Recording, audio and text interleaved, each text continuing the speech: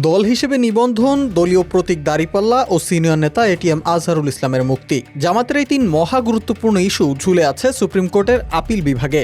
আওয়ামী লীগ সরকারের পতনের ৮ মাস অতিক্রান্ত হয়ে গেলেও এখনও অমীমাংসিত এই তিন ইস্যু। বিশ্লেষকদের চোখে দলটির ভবিষ্যৎ তাই এখনও অনেকটাই ঝাপসা।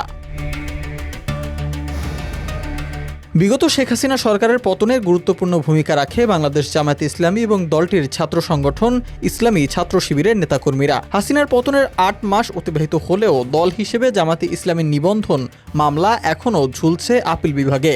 দলীয় প্রতীক দাঁড়িপাল্লা জামাতের পুনরায় ফিরে পাওয়ার বিষয়টিও সর্বোচ্চ আদালতের সিদ্ধান্তের উপরেই নির্ভর করছে।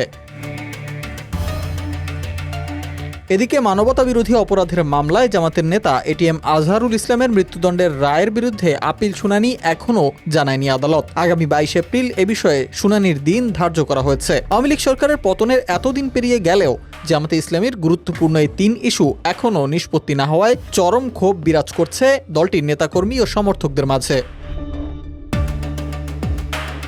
জামাতের আইনজীবীরা আপিল বিভাগের আইনি লড়াইয়ের মাধ্যমে দলটির নিবন্ধন ও প্রতীক ফিরিয়ে পাওয়ার প্রত্যাশার কথা জানিয়েছেন। একই সঙ্গে আইনি লড়াইয়ের মাধ্যমে এটিএম আজহারুল ইসলামের মুক্তির ব্যাপারেও আশাবাদ ব্যক্ত করেছেন তারা।